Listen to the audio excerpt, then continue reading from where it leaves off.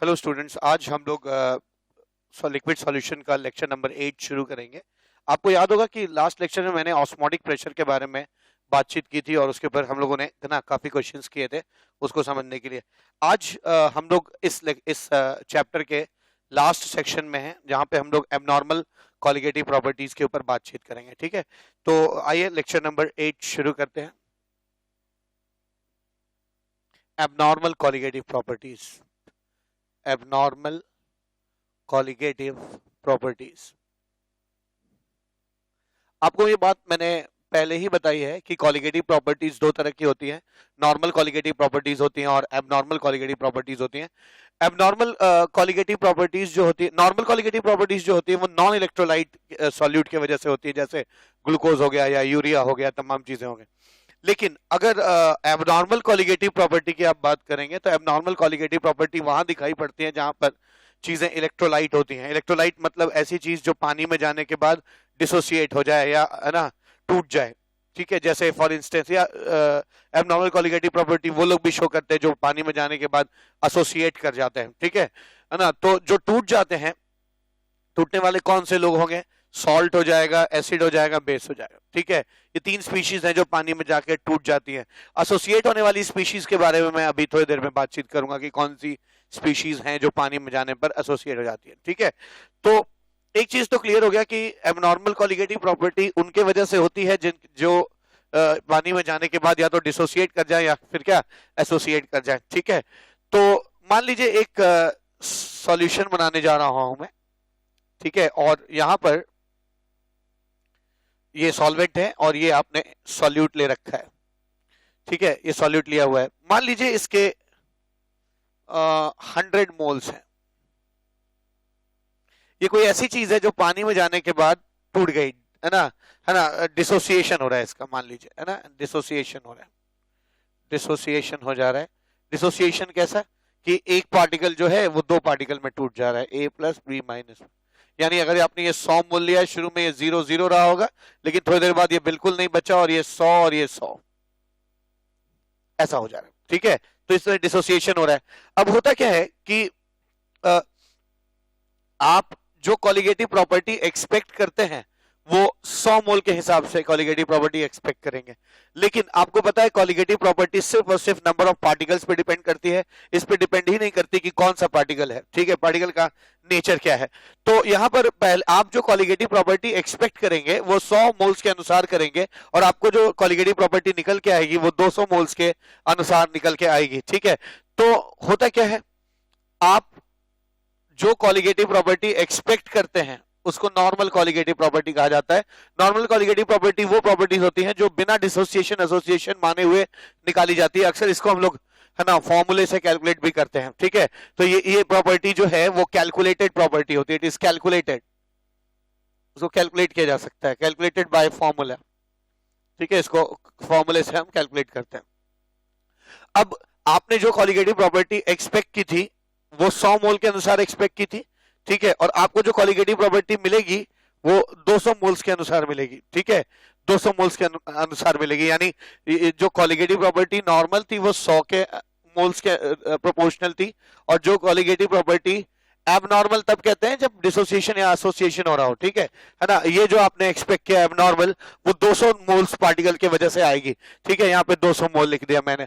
तो मैं देख रहा हूं कि अगर मैं इन दोनों को डिवाइड कर दूं, दिस अपॉन दैट, यानी colligative property abnormal by colligative property normal is equals to 200 by 100। यानी मैंने सीखा colligative property abnormal is equals to 200 by 100 into colligative property normal. ठीक है, इतना सीखा मैंने। ठीक है, अगर मैं, है ना, ये इसका केस है, अगर मैं अज्यूम करूं कि यहां एसोसिएशन हो जा रहा है, ठीक है ना, एसोसिएशन हो जा रहा है, चीजें आपस में जुड़ जा रही हैं, मतलब 2A मिलकर 1 हो जा रहा है। तो अगर आपने शुरू में 100 पार्टिकल्स लिया था तो ये 0 रहा होगा, लेकिन थोड़े समय बाद ये खत्म हो जाएगा और 2 1 हो जा रहे हैं तो 100 का 50 हो जाएगा। ठीक है, अब आपने जो कॉलिगेटिव प्रॉपर्टी एक्सपेक्ट की नॉर्मल, वो तो आपने 100 मोल के अनुसार कर ली, लेकिन अगर आप नापेंगे, अच्छा ध्यान दीजिएगा कि abnormal colligative property is measured experimentally, ठीक है, इज मेजर्ड एक्सपेरिमेंटली। आप एक्सपेरिमेंटली इसको मेजर करते हैं। ये अलग बात है कि आप इसको थ्योरेटिकली कैलकुलेट कर सकते हैं अगर नॉर्मल कॉलिगेटिव प्रॉपर्टी पता है, लेकिन आमतौर पर ये ऑब्जर्वेबल कॉलिगेटिव प्रॉपर्टी होती है और ये कैलकुलेटेड कॉलिगेटिव प्रॉपर्टी होती है ना। अक्सर ये क्वेश्चन में इसकी वैल्यू दी रहती है, ठीक है। अच्छा, कॉलिगेटिव प्रॉपर्टी नॉर्मल आपने एक्सपेक्ट किया 100 मोल के हिसाब से, ठीक है, और कॉलिगेटिव प्रॉपर्टी जो एबनॉर्मल आया है ना, वो प्रोपोर्शनल होगा किसके, 50 मोल पार्टिकल्स के हिसाब से, क्योंकि पार्टिकल तो सिर्फ 50 हैं, लोग एसोसिएट कर गए हैं, ठीक है। अगर आप इन दोनों को अगेन डिवाइड करेंगे तो फिर क्या मिलेगा, है ना, colligative property abnormal by colligative property, है ना, नॉर्मल इज इक्वल्स टू 50/100, यानी colligative property abnormal is equals to 50/100 into colligative property, है ना, नॉर्मल। अब मैं हर बार देख रहा हूं कि एबनॉर्मल अगर आपको निकालना है कॉलिगेटिव प्रॉपर्टी तो नॉर्मल में एक फैक्टर मल्टीप्लाई हो जा रहा है यहाँ पे, ठीक है, या एबनॉर्मल एसोसिएशन के केस में भी निकालना है अगर आपको, तो एबनॉर्मल कॉलिगेटिव प्रॉपर्टी जो एबनॉर्मल है वो नॉर्मल में कोई फैक्टर मल्टीप्लाई हो करके आ रही है, ठीक है। और बहुत गौर से देखिए तो ये फैक्टर है क्या, ये फैक्टर है number of particle after dissociation and number of particle before dissociation. ये क्या है, number of particle after association bye number of particle before association. तो आफ्टर बाय बिफोर, ठीक है। इस नए फैक्टर को लोगों ने वांट ऑफ फैक्टर कह दिया, ठीक है ना। इस नए फैक्टर को लोगों ने कहा आई, है ना, इसको कहते हैं वांट ऑफ फैक्टर कहा। और अब मैं कह सकता हूं कि एबनॉर्मल कॉलिगेटिव प्रॉपर्टी निकालना मेरे लिए बड़ी बात नहीं है। Abnormal colligative property will be equal to van't Hoff factor times, है ना, नॉर्मल कॉलिगेटिव प्रॉपर्टी, ठीक है, ऐसे निकल के आ जाएगा। तो अब हमारा नेक्स्ट मकसद क्या है ना, नेक्स्ट मकसद ये है कि हम आई का पता लगाएं कि हाउ डू यू कैलकुलेट आई, ठीक है, आई कैसे कैलकुलेट किया जाता है। अगर हमें आई कैलकुलेट करना आ गया तो हमारे लिए एबनॉर्मल कॉलिगेटिव प्रॉपर्टी कैलकुलेट करना उतना मुश्किल काम नहीं रह जाएगा, ठीक है। हम हर बार क्या करेंगे, कॉलिगेटिव प्रॉपर्टी को बिना एसोसिएशन या डिसोसिएशन के नॉर्मली कैलकुलेट कर देंगे और उसमें एक क्या हमारा वांट ऑफ फैक्टर क्या करेंगे, मल्टीप्लाई कर देंगे, हमें एबनॉर्मल कॉलिगेटिव प्रॉपर्टी आ जाएगा। तो आइए अब आई के बारे में जानते हैं और सीखते हैं। आइए अब वांट ऑफ फैक्टर कैलकुलेट करते हैं, देखते हैं आई कैसे निकलता है। तो हमें आई, जिसको हम वांट ऑफ फैक्टर कह रहे हैं, वांट ऑफ फैक्टर, इसको हम लोग निकालने की कोशिश करते हैं दोनों केसेस में, है ना। इन केस ऑफ डिसोसिएशन, ठीक है, डिसोसिएशन में कैसे निकलेगा और एसोसिएशन में कैसे निकलेगा, दोनों को कैलकुलेट करने की कोशिश है हमारी यहाँ पे, ठीक है। और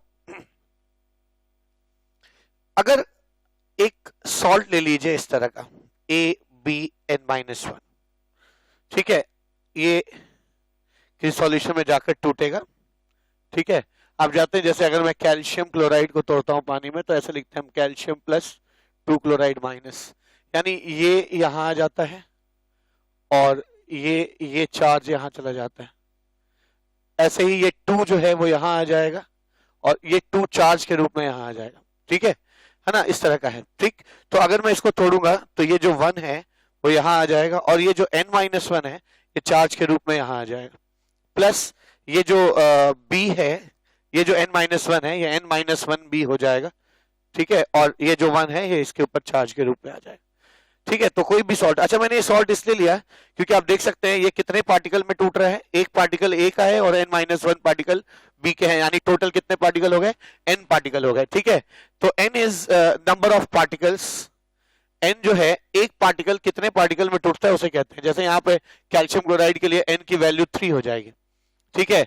या अगर मैं एल्यूमिनियम सल्फेट ले लूं, अगर मैं, है ना, एक और सॉल्ट ले सकता हूं यहाँ पे, एल्यूमिनियम सल्फेट ले लूं Al2SO4 होल थ्राइस, तो मुझे मालूम है ये 3 एल्यूमिनियम और 2 एल्यूमिनियम और 3 सल्फेट में टूटेगा, तो इसके लिए N की वैल्यू कितनी हो जाएगी, है ना, 5 हो जाएगी, ठीक है। तो अभी मैं जो N यूज कर रहा हूं उसका मतलब है कि एक पार्टिकल कितना पार्टिकल में टूटता है उसको हम क्या कहते हैं, N कहते हैं, ठीक है। तो यहाँ पे एक पार्टिकल N पार्टिकल्स में टूट रहा है, ठीक है।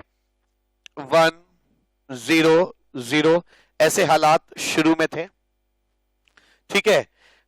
1 में से बहुत समय बाद 1 में से जितना टूटता है उसको हम डिग्री ऑफ डिसोसिएशन कहते हैं, ठीक है, वन मोल पार्टिकल से जितने पार्टिकल टूट जाते हैं, या है ना, उसे हम डिग्री ऑफ डिसोसिएशन कहते हैं। तो वन में से अल्फा टूट गया, जब एक टूटता है तो एक बनता है, अल्फा टूटेगा तो अल्फा बनेगा, जब एक टूटता है तो n-1 बनता है, ठीक है। तो जो अल्फा टूटेगा तो n-1 अल्फा बनेगा, ठीक है, ऐसा हो गया, ठीक है। 1 0 0 1 minus alpha alpha n-1 alpha, ठीक है। अच्छा, अब आप जानते हैं कि अगर एक मोल के लिए ऐसा डिस्ट्रीब्यूशन है तो ए मोल के लिए कितना होगा, ए से मल्टीप्लाई कर देंगे, ठीक है। यहां भी ए से मल्टीप्लाई कर दिए, अलग बात है कि इसकी वैल्यू 0 आएगी, है ना।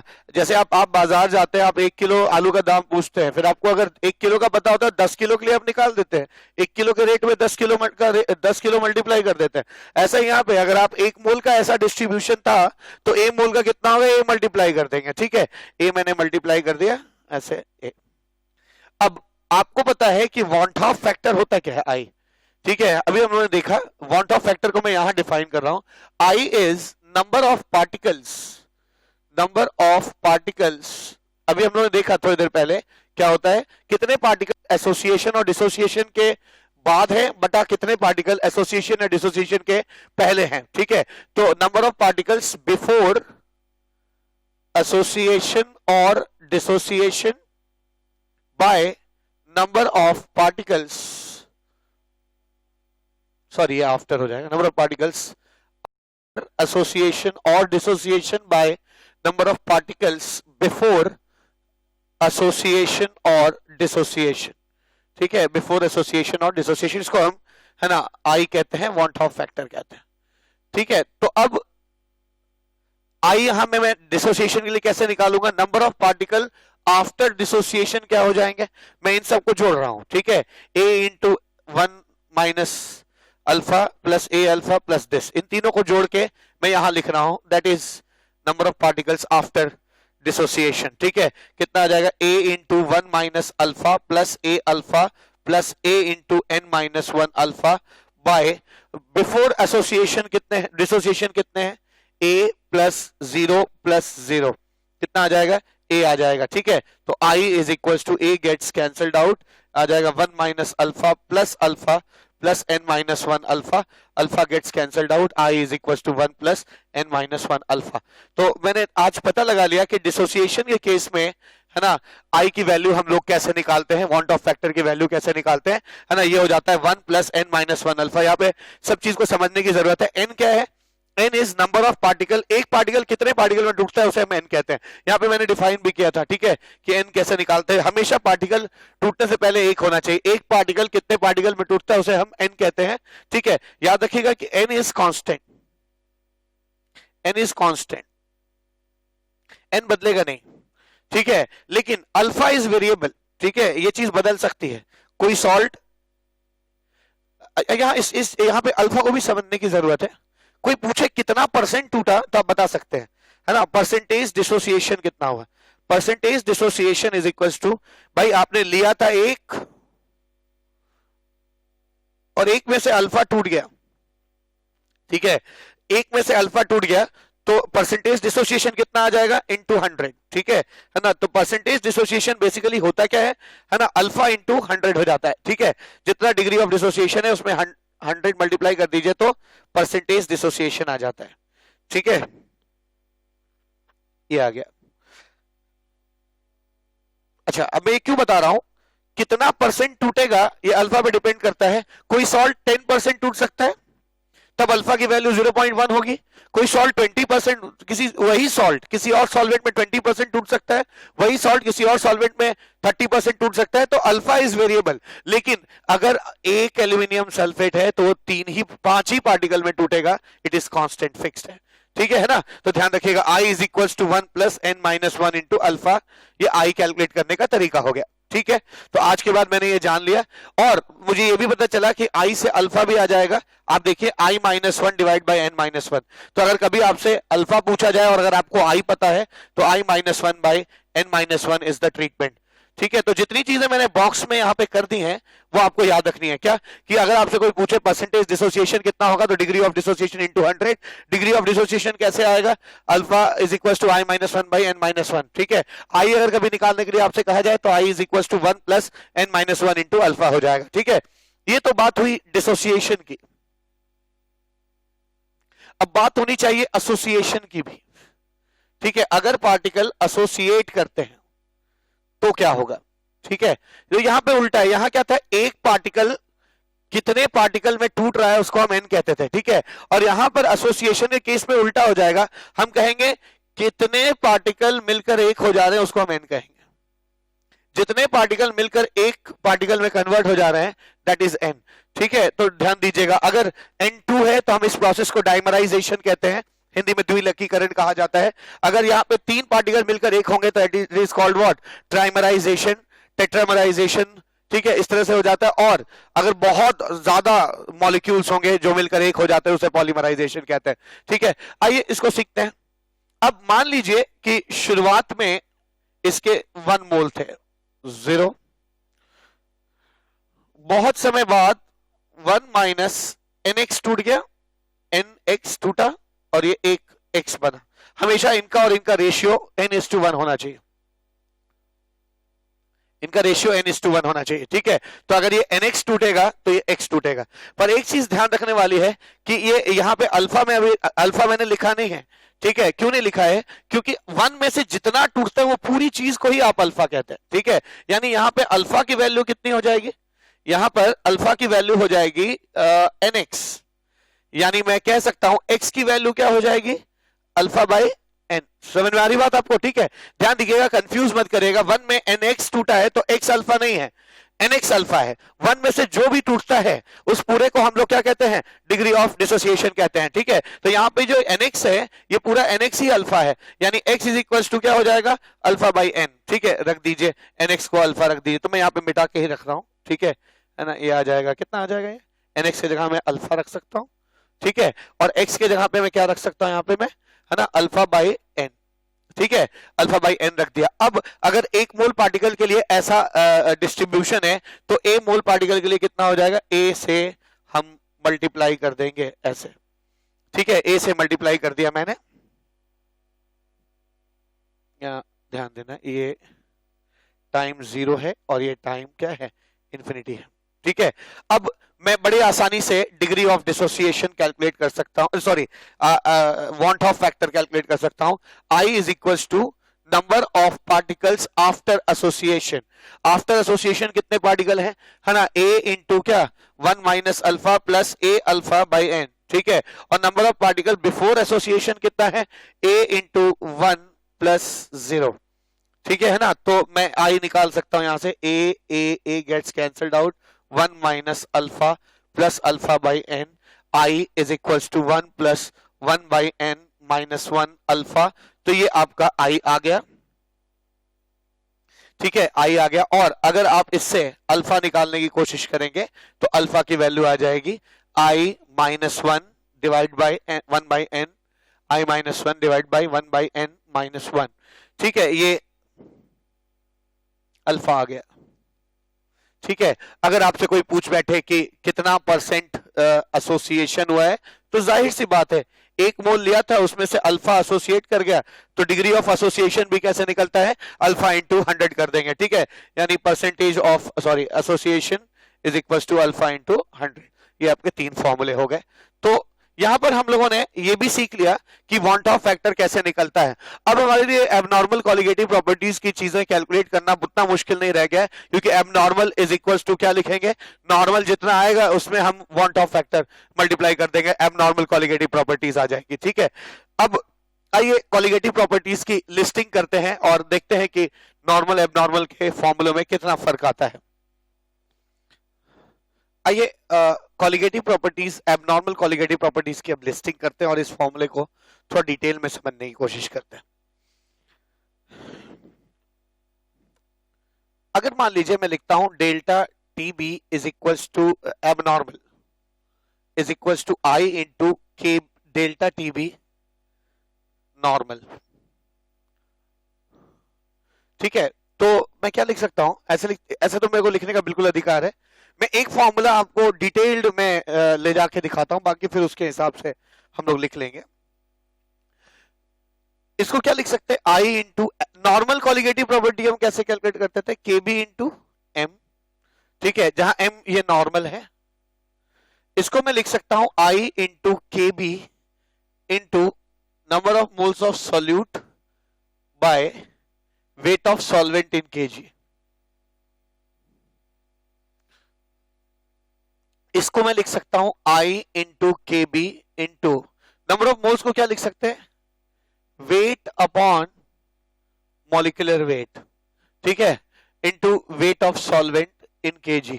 याद रखिएगा ये मॉलिक्यूलर वेट नॉर्मल है, ठीक है।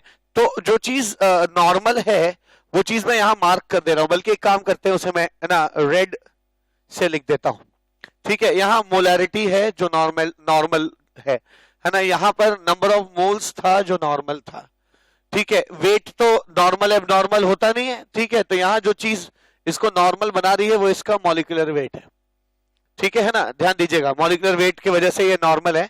अब एक काम करिए, इस आई को यहां डिवाइड कर दीजिए, क्या लिखेंगे, that is equals to K B into W B by M B weight of solute which was normal divided by i into weight of solvent in kg, ये आ जाएगा। और normal molecular weight divide by i को हम लोग abnormal molecular wait कहते हैं, ठीक है। एबनॉर्मल मॉलिक्यूलर वेट अक्सर क्वेश्चंस में अक्सर एक्सपेरिमेंट करने पर निकल के आता है। आप जैसे किसी का मॉलिक्यूलर वेट मान लीजिए 80 एक्सपेक्ट कर रहे हैं और अगर 160 निकल के आता है तो आप समझ जाइएगा कि वहां पे है ना जो है एसोसिएशन का केस है, ठीक है। अभी मैं बताऊंगा इस चीज को, बात करूंगा। तो एबनॉर्मल मैंने इस आई को यहां ला दिया, ठीक है, एक ही बात है।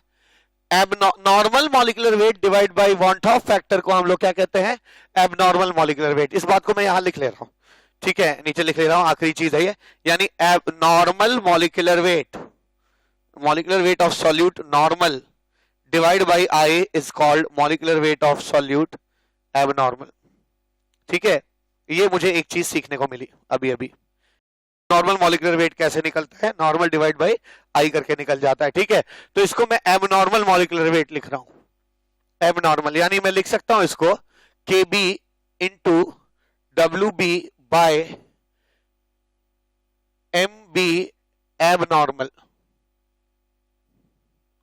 Into weight of solvent in kg. और अगर मैं weight divide by abnormal molecular weight करूंगा तो मुझे एबनॉर्मल नंबर ऑफ मोल्स मिलेंगे, number of moles abnormal divide by weight of solvent in kg. और अगर abnormal number of moles divide by weight of solvent in kg अगर मुझे मिलता है तो ये एबनॉर्मल मोलैलिटी हो जाएगी, यानी ये हो जाएगा के बी इंटू मोलैलिटी एबनॉर्मल। तो मैं ये बीच की चीजें आप भूल सकते हैं, ठीक है। ये यहां से लेकर यहां तक जो मैंने बताया है दैट इज द प्रोसेस, है ना, to derive the desired result. इस प्रोसेस को भूल जाइए। सीखा क्या, सीखा ये कि अगर आपको एबनॉर्मल निकालना है तो या तो आप आई इंटू नॉर्मल कर दीजिए, या आप आई मत लिखिए, के बी इंटू क्या कर दीजिए, एम एबनॉर्मल कर दीजिए, एबनॉर्मल मोलैरिटी तो भी डायरेक्ट फॉर्मूला आ जाएगा, है ना। और एबनॉर्मल क्या चीज बनाती है चीजों को, कॉन्सेंट्रेशन के टर्म्स को। ये अगर आप कॉन्सेंट्रेशन टर्म्स में जो नॉर्मल मॉलिक्यूलर वेट है उसको आई से डिवाइड कर दीजिए तो एबनॉर्मल चीजें निकल के आ जाएंगी। मैं समझाता हूं मैं कहना क्या चाहता हूं, ठीक है। मैं ये भी लिख सकता हूं delta T B T F abnormal is equals to I into delta T F normal लिख सकते हैं, या लिख सकते हैं I into delta T F normal को क्या लिख सकते हैं, के बी इंटू एम नॉर्मल। और अगर आप डायरेक्ट फॉर्मूला लिखना चाहते हैं, नहीं मैं आई नहीं लिखना चाहता, तो आप इसको एक चीज लिख सकते हैं, तो आपको लिखना पड़ेगा K B into M M normal को आप क्या लिख सकते हैं, एम एबनॉर्मल, तब भी काम हो जाएगा। समझ में आ रही बात आपको, ठीक है ना। तो आप ये फॉर्मूला, वैसे मैं इसको ज्यादा कर रहा हूं, ज्यादा बता रहा हूं, है ना, हो सकता है ये फॉर्मूला आपको इस्तेमाल ना करना पड़े, इसी से आपके लेवल पे काम चल जाएगा, ठीक है ना। लेकिन इतना आप जानिए कि आप abnormal colligative property is equals to KB into molarity abnormal लिख सकते हैं, और नॉर्मल कॉलिगेटिव प्रॉपर्टी को केबी इनटू एम नॉर्मल लिख सकते हैं, ठीक है। दोनों फॉर्मूले चलेंगे। एबनॉर्मल कैसे आया होगा? एबनॉर्मल तब आता है जब इसमें जहां भी मॉलिक्यूलर वेट का टर्म है वहां पे मॉलिक्यूलर वेट नॉर्मल ना रखकर हम क्या रख दें, एबनॉर्मल रख दें, तो कॉन्सेंट्रेशन एबनॉर्मल आ जाएगा, ठीक है। इसी तर्ज पर आप relative lowering of vapour pressure लिख सकते हैं, P not a minus P A upon P not a को या तो आप लिख सकते हैं I into mole fraction normal लिख दीजिए। अगर आप इसको डायरेक्ट भी लिख सकते हैं, क्या लिख सकते हैं, या डायरेक्ट लिख सकते हैं एक्स बी क्या एब नॉर्मल भी लिख सकते हैं, जहां पर फिर वही बात है कि नॉर्मल को एबनॉर्मल कौन बनाता है ना, सॉल्यूट का मॉलिक्यूलर वेट, है ना। हमेशा जो जहां भी सॉल्यूट का मॉलिक्यूलर वेट यहां लग रहा होगा वहां ये एबनॉर्मल वाला मॉलिक्यूलर फॉर्मूला रख देंगे, तो एबनॉर्मल मोल फ्रैक्शन आ जाएगा। एबनॉर्मल मॉलिक्यूलर वेट कैसे आता है, नॉर्मल डिवाइड बाय क्या आई करके आ जाता है, ठीक है, ऐसे हो जाएगा। ऐसे ही आप ऑस्मोटिक प्रेशर को भी लिख सकते हैं, पाई एबनॉर्मल को या तो आप लिख सकते हैं ना सी एबनॉर्मल आर टी, सी एबनॉर्मल आर टी ये लिख दीजिए,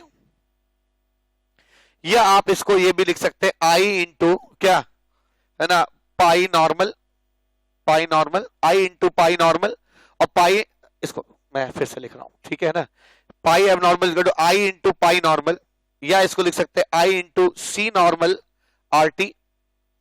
और अगर आप आई नहीं लिखना चाहते हैं तो आप pi is equal to C R T जरूर लिख सकते हैं डायरेक्ट, पर याद रखिए ये फिर आपका क्या होगा, एबनॉर्मल हो जाएगा, ठीक है ना। तो आशा है कि आप समझ रहे हैं, ठीक है। वैसे एबनॉर्मल वाले फॉर्मूले इस्तेमाल करने की आपको जरूरत पड़ेगी नहीं, है ना, नॉर्मल से ही काम चल जाएगा, ठीक है। तो ये मैंने है ना कॉलिगेटिव प्रॉपर्टीज की लिस्टिंग कर दी यहां पर, ठीक है, लिस्टिंग कर दी। एक और नोटवर्दी बात क्या है, अगर आप ध्यान दें, ये तो ठीक है हमने लिस्टिंग कर दी, 5 चीजों की हमें जरूरत पड़ेगी हमेशा, ठीक है। Delta T B abnormal, delta T F abnormal, relative lowering of vapour pressure abnormal, और ऑस्मोटिक प्रेशर एबनॉर्मल, ठीक है, और एबनॉर्मल मॉलिक्यूलर वेट की भी जरूरत पड़ती रहेगी। अब यहां पे एक चीज और ध्यान देना है, क्या नोटेबल बात है, आपने देखा आई की value number of particles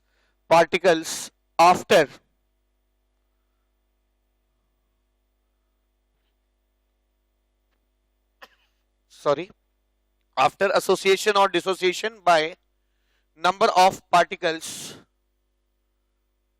before association और डिसोसिएशन होता है, बिफोर एसोसिएशन और डिसोसिएशन होता है। अब यहां ध्यान देने वाली बात है कि अगर आप ये पहले बिफोर 100 लेते हैं, डिसोसिएशन हो जाएगा तो बढ़ जाएगा 200 हो जाएगा, मान लीजिए 2 पार्टिकल्स में अगर टूटता है, तो यानी कि जब भी डिसोसिएशन होगा, जितने आप पार्टिकल लेंगे डिसोसिएशन के बाद नंबर ऑफ पार्टिकल्स क्या हो जाएंगे, बढ़ जाएंगे, ठीक है। अगर बढ़ जाएंगे तो आई की वैल्यू हमेशा क्या आएगी, ग्रेटर देन 1, ठीक है, एक बात, ठीक है।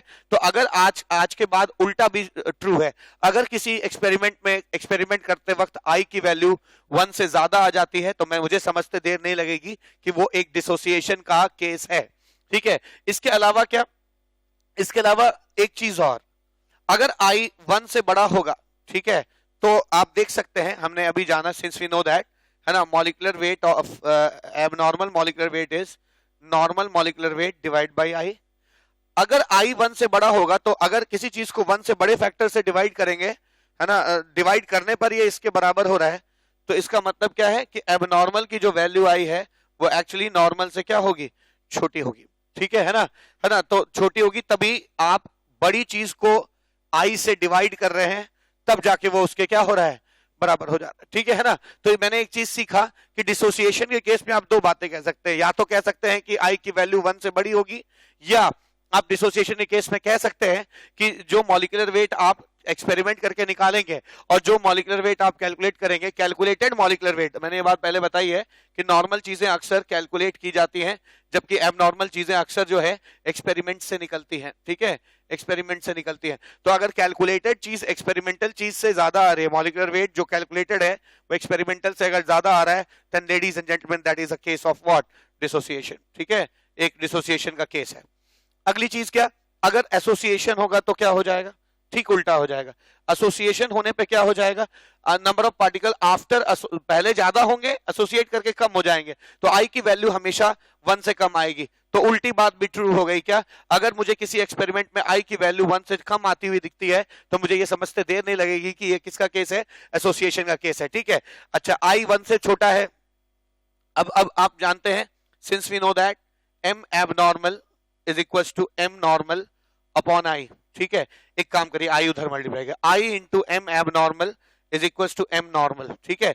i 1 से छोटा है, 1 से छोटी चीज मल्टीप्लाई करने पे इसकी नेट वैल्यू इससे छोटी हो जाएगी, ठीक है। फॉर इंस्टेंस मान लीजिए एबनॉर्मल 100 है और i हाफ है और ये 50 है, तो आप देख सकते हैं क्या कि एक्चुअली i हटा देने पर ये 100 जो है वो 50 से क्या हो जाएगा, बड़ा हो जाएगा, ठीक है ना। उसी तर्ज पर मैं कह सकता हूं कि अगर मैं यहां से i हटा दूं तो मैं कह सकता हूं कि एबनॉर्मल जो मॉलिक्यूलर वेट आया है वो नॉर्मल मॉलिक्यूलर वेट से क्या आया होगा, ज्यादा आया होगा। तो आज के बाद अगर एबनॉर्मल मॉलिक्यूलर वेट ज्यादा आता है नॉर्मल से तो ये एसोसिएशन का केस है, होना भी चाहिए। अगर दो लोग एसोसिएट हो जाएंगे तो एक पार्टिकल जो होगा वो बड़ा हो गया, बड़ा पार्टिकल का मॉलिक्यूलर वेट क्या आएगा, छोटे पार्टिकल से ज्यादा आएगा। मान लीजिए अगर एक एसिटिक एसिड है जिसका एटॉमिक मास 60 है, एसोसिएट कर गया तो अब वो एक पार्टिकल हो गया, दो पार्टिकल मिलकर एक हो गए, और अगर दो पार्टिकल मिलकर एक हो जाएंगे तो उसका मॉलिक्यूलर वेट कितना हो जाएगा, 60 के बजाय 120 हो जाएगा, ठीक है। तो एसोसिएशन के केस में एसोसिएशन के बाद मॉलिक्यूलर वेट बढ़ जाता है, जबकि डिसोसिएशन के केस में क्या होता है ना, डिसोसिएशन के केस में वो पार्टिकल टूट जाने से बड़ा पार्टिकल छोटा हो जाता है, छोटी चीज का मॉलिक्यूलर वेट भी क्या हो जाता है, छोटा हो जाता है, ठीक है। अब आइए हम लोग इतनी चीजें तो हम लोग ने पढ़ ली कि एबनॉर्मल कॉलिगेटिव प्रॉपर्टी किसे कहते हैं, वॉन्ट ऑफ फैक्टर कैसे कैलकुलेट किया जाता है, और कैसे हम एबनॉर्मल कॉलिगेटिव प्रॉपर्टी को है ना नॉर्मल के थ्रू कैलकुलेट कर सकते हैं। ये भी हम लोगों ने सीख लिया कि आई देखकर हम है ना किसी भी सॉल्यूशन के बारे में क्या बता सकते हैं, ठीक है। अब एक चीज और रह गई है कि कौन से ऐसे पार्टिकल हैं जो एसोसिएट करते हैं, क्योंकि डिसोसिएट करने वाले पार्टिकल्स बड़े ही इजी है, हमें आसानी से पता चल जाता है कि सॉल्ट डिसोसिएट करेंगे, एसिड डिसोसिएट करेगा, है ना, बेस डिसोसिएट करेगा। पर एसोसिएशन किनका होता है इस लेवल पर, इस करिकुलम में, है ना, जो हम इंटरमीडिएट करिकुलम है इस पे या आईआईटी के लिए या मेडिकल के लिए, है ना, कितने लोग एसोसिएट करते हैं आपके क्वेश्चंस में, उनको जानने की जरूरत है, ठीक है। तो इसको भी जानते हैं। यहाँ पर मैंने एक गलती कर दी, यहाँ पे केबी की वैल्यू जो है केएफ हो जाएगी, यहाँ पे मैंने गलत लिखा है, ठीक है ना। फर्स्ट नोटेबल चीज क्या है, ध्यान दीजिएगा कि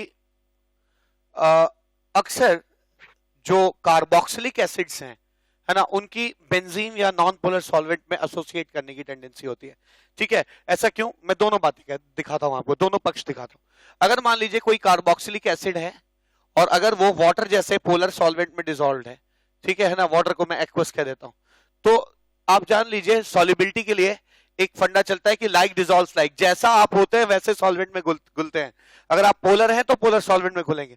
तो एसिटिक एसिड बहुत पोलर होता है ना, इसमें काफी पोलैरिटी है, डेल्टा नेगेटिव, डेल्टा पॉजिटिव, और पोलैरिटी के बिना कोई एसिड हो भी कैसे सकता है, ठीक है ना। बॉन्ड में तो जबरदस्त पोलैरिटी होती है, इतनी पोलैरिटी की H और O टूटकर आयंस में चेंज कर जाते हैं, ठीक है। तो जब भी कार्बोक्सिलिक एसिड्स पानी में जाएंगे वो डिसोसिएट कर जाएंगे, और इसमें कोई आश्चर्य की बात नहीं है, ऐसा करना ही चाहिए उनको, ठीक है, क्योंकि वो खुद पोलर हैं तो पोलर सॉल्वेंट में डिसोसिएट करने की टेंडेंसी रखेंगे। ये बहुत ही नॉर्मल चीज है, एकदम होनी चाहिए। जो आश्चर्य की बात वो क्या है, जो आश्चर्य की बात है वो ये है कि बेंजीन जैसे नॉन पोलर सॉल्वेंट, अब बेंजीन नॉन पोलर होता है ना, बेंजीन जो है कार्बन हाइड्रोजन की इलेक्ट्रोनेगेटिविटी लगभग बराबर होती है और लगभग आसपास होती है, तो इस बॉन्ड में भी कोई पोलैरिटी नहीं है, और अगर है भी हल्की सी पोलैरिटी तो ये और ये एक दूसरे को कैंसिल कर देंगे, ये डाइपोल मोमेंट एक दूसरे को कैंसिल कर देगा, ये डाइपोल मोमेंट और ये डाइपोल मोमेंट एक दूसरे को कैंसिल कर देगा।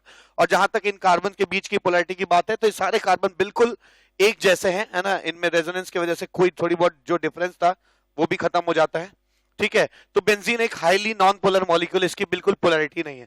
अगर ऐसे भी व्यूअर्स इसको देख रहे हैं वीडियो, जिनको ये नहीं पता कि पोलर किसे कहते हैं या नॉन पोलर किसे कहते हैं, उनको बता दूं कि एक लेस इलेक्ट्रोनेगेटिव एटम से एक मोर इलेक्ट्रोनेगेटिव एटम की तरफ एक वेक्टर खींचिए मॉलिक्यूल में, ऐसे जहां कहीं भी हो खींच लीजिए और उनका नेट रिजल्टेंट निकालिए। अगर रिजल्टेंट 0 आ जाता है, जैसे ये कट गया, ये कट गया, ये कट गया, तो वो चीज नॉन पोलर होगी। अगर रिजल्टेंट 0 नहीं आता तो वो कंपाउंड क्या होगा, पोलर हो जाएगा। ठीक है, अब अगर आप कार्बोक्सिलिक एसिड को बेंजीन में घोलेंगे तो यहां इसका बिहेवियर सॉल्वेंट जो है नॉन पोलर है और ये ऐसे देखने में पोलर लग रहा है, तो जरूर बेंजोइक एसिड को कुछ ऐसा करके दिखाना होगा जिससे कि वो नॉन पोलर दिखाई पड़ने लगे, बिकॉज लाइक डिसॉल्व्स लाइक, जैसे होता है वैसे में ही घुलता है। ठीक है, तो यहां पर बेंजोइक एसिड या कार्बोक्सिलिक एसिड करता क्या है, कार्बोक्सिलिक एसिड डाइमराइज कर जाता है,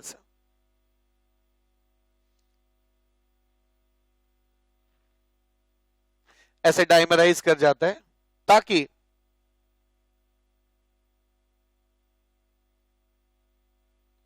ठीक है।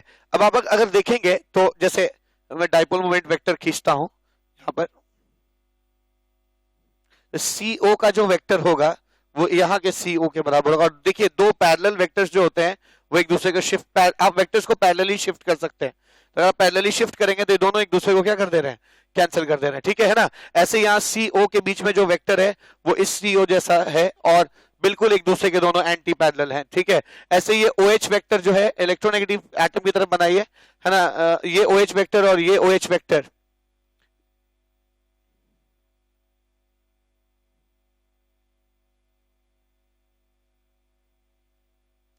ठीक है ना, ये दोनों OH वेक्टर जो हैं,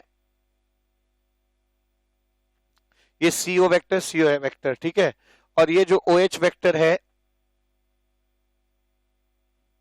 ये HO वेक्टर, OH वेक्टर और ये OH वेक्टर एक दूसरे को कैंसिल कर देंगे। ठीक है ना, आप, मैंने फिगर सही से बनाया नहीं है, आप देख सकते हैं ये OH वेक्टर और ये OH वेक्टर भी एक दूसरे को कैंसिल कर देंगे, ये दोनों वेक्टर्स भी एक दूसरे को कैंसिल कर देंगे, ये दोनों भी एंटी पैरेलल हैं, यहाँ पे दिख नहीं रहे। ठीक है ना, और है ना एंटी पैरेलल है, कुछ ऐसा हो जाएगा। अगर आप एग्जैक्टली वैसा ही बनाना चाहते हैं तो ऐसे बनना चाहिए,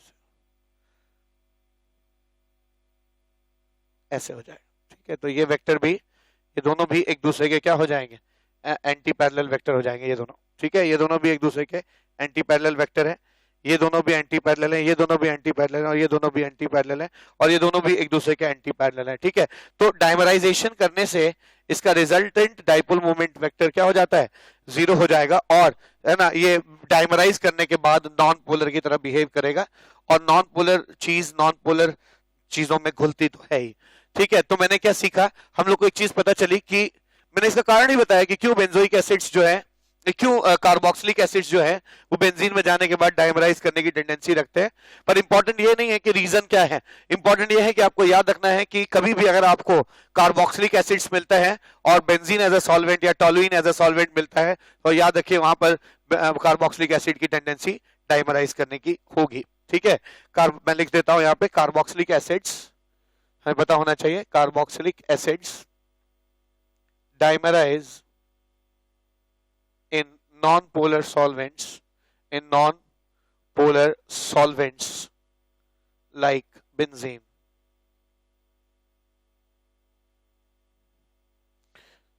तो अब इस लेक्चर को में थ्योरी तो खत्म होती है यहाँ पे, तो आज के लिए इस लेक्चर में इतना ही। हम लोगों ने एब्नॉर्मल कॉलिगेटिव प्रॉपर्टीज की सारी थ्योरीज देख ली। ठीक है, सारी थ्योरी वगैरह जो है देख लिया, है ना, वांट ऑफ फैक्टर किसे कहते हैं ये सीखा, एबनॉर्मल कॉलिगेटिव प्रॉपर्टी की किसे कहते हैं सीखा, कैसे उनको कैलकुलेट करते हैं। ठीक है, और कौन लोग एसोसिएट करेंगे, कौन लोग डिसोसिएट करेंगे, सारी चीजें सीखी हम लोगों ने। लिक्विड सॉल्यूशन चैप्टर का लास्ट लेक्चर हम लोग पढ़ेंगे, लेक्चर नंबर 9, जिसमें मैं एबनॉर्मल कॉलिगेटिव प्रॉपर्टीज जो आज मैंने जिस पे बातचीत की है इस पे क्वेश्चंस करेंगे। तब तक के लिए थैंक यू सो मच।